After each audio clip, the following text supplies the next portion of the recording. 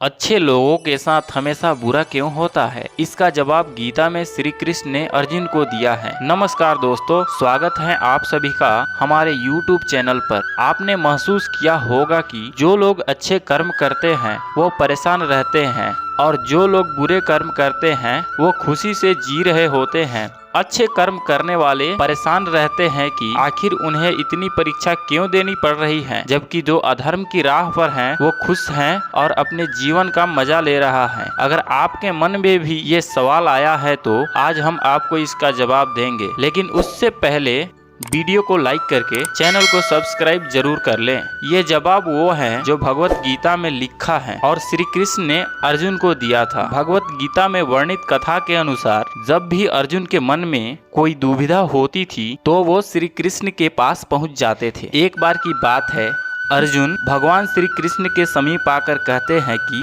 वो दुविधा में हैं और इसका जवाब वो श्री कृष्ण से चाहते हैं। श्री कृष्ण ने पूछा कि क्या सवाल है? अर्जुन ने कहा, मुझे ये जानना है कि अच्छे लोगों के साथ हमेशा बुरा ही क्यों होता है, वहीं बुरे लोग खुशहाल दिखते हैं। अर्जुन की मुंह से ऐसी बातें सुनकर श्री कृष्ण मुस्कुराए और कहा, मनुष्य जैसा सोचता है और महसूस करता है वैसा कुछ नहीं होता है, बल्कि अज्ञानता की वजह से वह सच्चाई नहीं समझ पाता है। अर्जुन उनकी ये बातें समझ नहीं पाए। इसके बाद श्री कृष्ण ने क्या कहा वो जानते हैं। श्री कृष्ण ने अर्जुन से कहा, पार्थ, मैं तुम्हें एक कथा सुनाता हूँ जिसे सुनकर तुम समझ जाओगे कि हर प्राणी को उसके कर्म के हिसाब से ही फल मिलता है।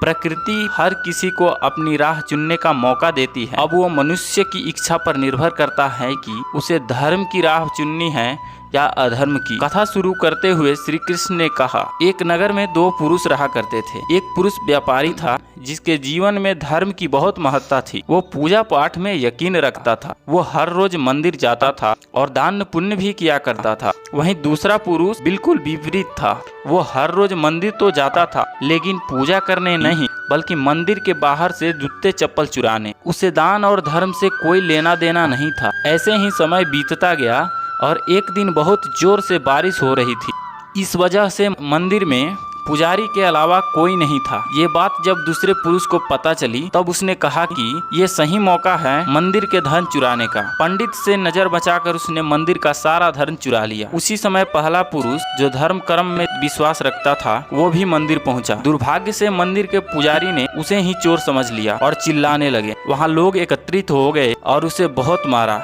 किसी तरह वह बचते बचाते वहाँ से निकला तो दुर्भाग्य ने उसका साथ वहाँ भी नहीं छोड़ा। मंदिर के बाहर वो एक गाड़ी से टकरा गया और घायल हो गया। फिर वो पुरुष लंगड़ाते हुए घर जाने लगा तो रास्ते में उसकी मुलाकात उस दूसरे पुरुष से हुई जिसने मंदिर से धन चुराया था। वह भी कहते हुए जा रहा था, आज तो मेरी किस्मत ही चमक गई, एक साथ इतना सारा धन मिल गया।